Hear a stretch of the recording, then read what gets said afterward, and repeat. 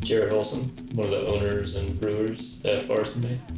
Probably like 10 years ago at this point, my partner Daniel and I were just kind of bouncing ideas off of each other. He was looking to start his own brewery. I was looking to start my own thing, and we were always kind of like sharing ideas or equipment. He was really into like the British session beers, and I was really into Saisons, and kind of thought that they could balance each other out pretty well.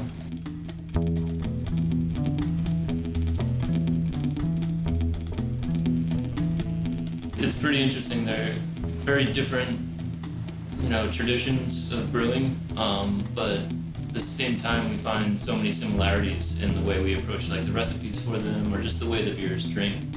Some of the British stuff kind of leads us into the way we approach IPAs, and then the Saisons, we do a lot of lower gravity kind of session Saisons on draft, but then we kind of veer that in the direction of barrel aging and let those beers get kind of funky over time in the barrel. And it's like one of the first seasonal beers in that it was kind of brewed for the seasons. I mean, that's what Saison means. They can be so different. They can be like stronger, they can be like lower in alcohol.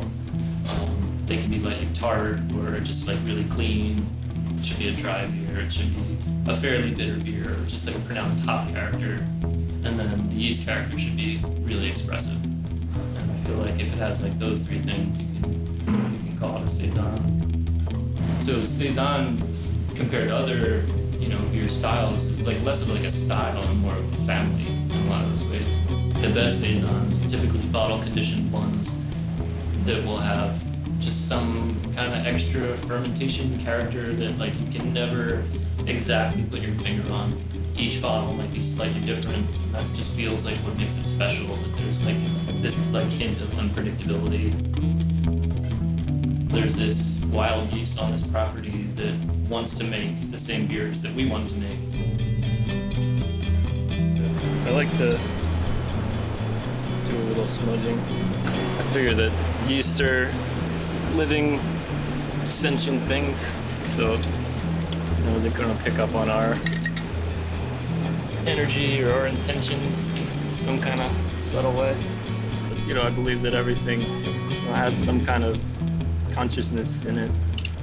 So, maybe these like organisms around here, in whatever like subtle way, are just like picking up on like the energy of the people that are hanging out here. When we do this, it makes the beers that we were hoping it did. There's wild yeast and bacteria like all over, like all over our skin, all over, everything. The cultures that breweries typically use and like we use in the British beers, they're coming from laboratories and they're very controlled, and it's grown up from a single cell, so it's a very, in a way, a sterile, living organism. What we try to do with the forage yeast is to try to like capture some of that wild yeast that is living on the property. It's unpredictable. You don't know whether it's going to ferment all the sugar that we give it. You don't know if it's going to produce flavors that are pleasing or disgusting.